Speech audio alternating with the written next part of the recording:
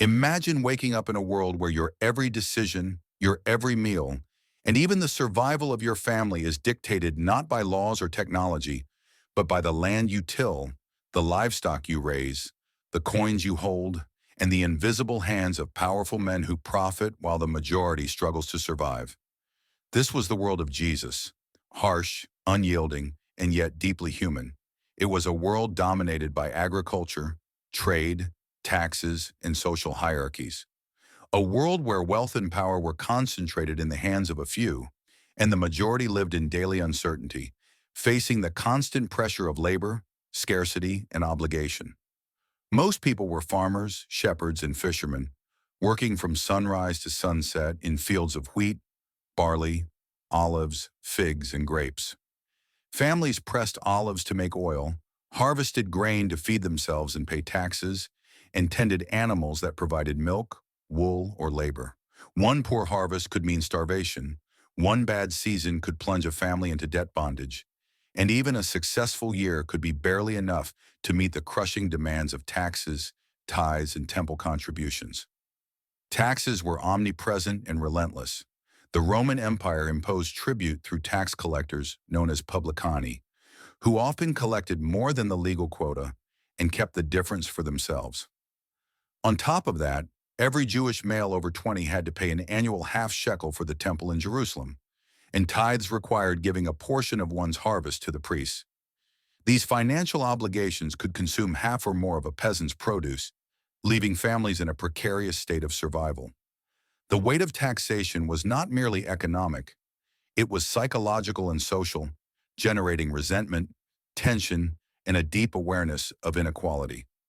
Many families were forced to borrow money to survive, but interest rates were high, and failure to repay could result in losing land, property, or even personal freedom. Debt was a constant threat, binding generations to cycles of scarcity and dependence, and creating a society in which survival often depended on resilience, ingenuity, and community support. Yet life continued and trade thrived despite scarcity. Weekly markets connected villages, towns, and cities, allowing farmers, artisans, and merchants to exchange goods. Olive oil, wine, fish, textiles, pottery, and livestock moved across Galilee, Judea, and beyond, reaching ports that connected the region to Egypt, Greece, and the wider Roman Empire. Trade brought opportunity, but also reinforced inequality. Wealthy merchants could exploit scarcity and control prices, while the poor risked losing what little they had to sudden market fluctuations or opportunistic buyers. Coins like the Roman denarii and Jewish shekels circulated but were limited. Bartering remained the lifeline for most, an exchange of goods and services that reflected both necessity and social relationships. A fisherman might trade a catch for wheat, a potter exchanged jars for olive oil, and a farmer swapped grain for wool. Each transaction, small as it seemed, was crucial for survival. Social hierarchy defined every aspect of life. Priests, landowners, and wealthy merchants dominated land, trade, and resources. Artisans and small merchants had some influence but lived with far less security. Peasants, laborers, and fishermen comprised the majority, living in relative poverty and constantly subject to the demands of landlords and tax collectors. Slaves and bonded laborers occupied the lowest levels, their labor enriching those above, while opportunities for upward mobility were minimal. This rigid hierarchy created tension, injustice, and a fertile ground for radical teachings, rebellion, and social critique, exactly the environment into which Jesus was born and lived. Daily labor was grueling. Farmers rose before dawn to work fields. Shepherds protected flocks from predators and thieves. Fishermen rowed their boats into the Sea of Galilee at sunrise and returned exhausted at sunset. And artisans, like carpenters, weavers, and potters, worked tirelessly to produce goods for local markets. Life was dictated by the seasons, by the land, by unpredictable weather, and by the demands of authorities. Jesus himself, a carpenter, was intimately familiar with these struggles. He understood the precariousness of daily life, the injustice of wealth concentration, and the constant tension between labor and survival. Despite hardship, human resilience flourished. Communities shared resources, exchanged labor, and supported each other. Festivals, pilgrimages, and religious observances became opportunities for trade, socialization, and communal solidarity. The temple in Jerusalem was not only a spiritual center, but also an economic powerhouse. Priests controlled land, collected taxes, and profited from offerings, making religion inseparable from economics. Pilgrims visiting the temple spent money on sacrifices, animals, and offerings, reinforcing wealth concentration and creating tension between spiritual ideals and economic realities.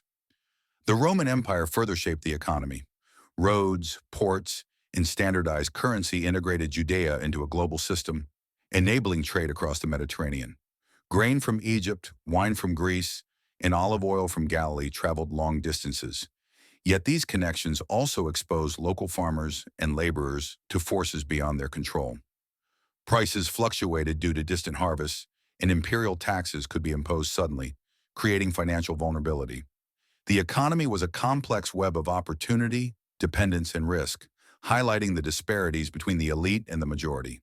This economic reality profoundly influenced Jesus' teachings. His warnings against greed, his encouragement to help the poor, and his parables about laborers, talents, and the rich man and Lazarus all drew from the lived experiences of ordinary people. When he spoke of sowing seeds, working in the vineyard, or sharing wealth, he was speaking to a society where labor, scarcity, and inequality shaped morality, relationships, and survival. Every act of generosity, every critique of the powerful, and every call to care for the marginalized reflected an intimate understanding of economic life in first-century Judea. Imagine a peasant family in Galilee, working tirelessly to produce enough grain for themselves, only to lose half to taxes, tithes, and temple offerings. A fisherman risking storms on the Sea of Galilee might see his entire week's labor vanish in an instant.